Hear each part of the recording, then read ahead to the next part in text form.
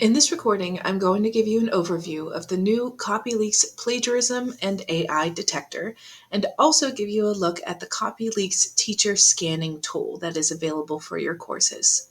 As a reminder, Mount Aloysius College is moving to only Copyleaks in spring of 2025. If you are still using Turnitin, that's fine. We will continue to have access to Turnitin throughout fall of 2024, but you will lose access to that come spring of 2025. So first, let's look at an assignment and how you connect Copyleaks to an assignment. The good news here is that it works exactly the same way that Turnitin does. So if you open your assignment, any assignment that has a submission type as online of either text entry or file upload or both will open up the plagiarism review.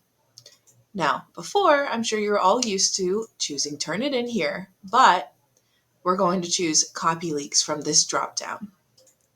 Now, Copyleaks also has different settings that you can set, just like Turnitin did. We have a couple of different things here that you have access to. AI content detection, you can turn on and off. Plagiarism, you can turn on and off. And there is also the new writing assistant, which is nice for you and for your students.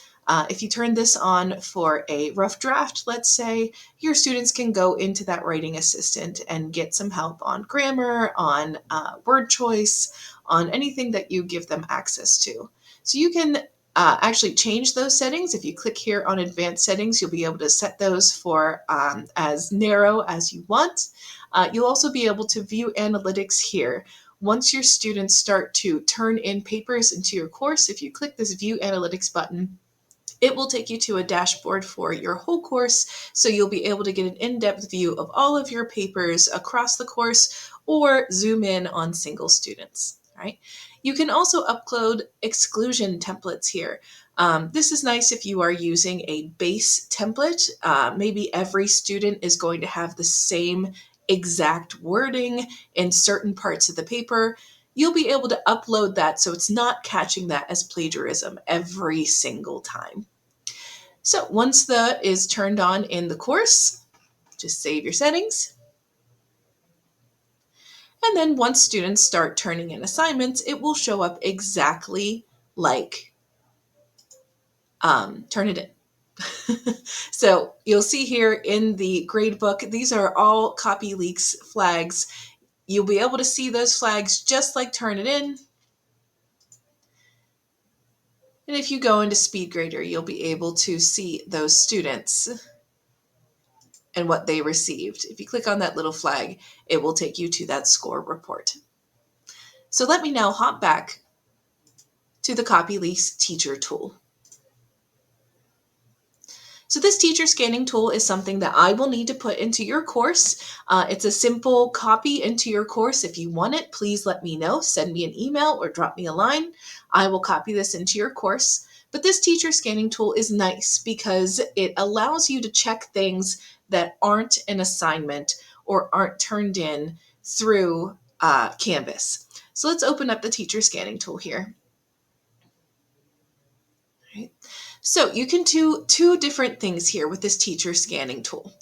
So if you click this button, it will allow you to upload your files and scan documents. Let's say a student emailed you a paper, or you're checking, something else that's maybe a PDF or a PowerPoint.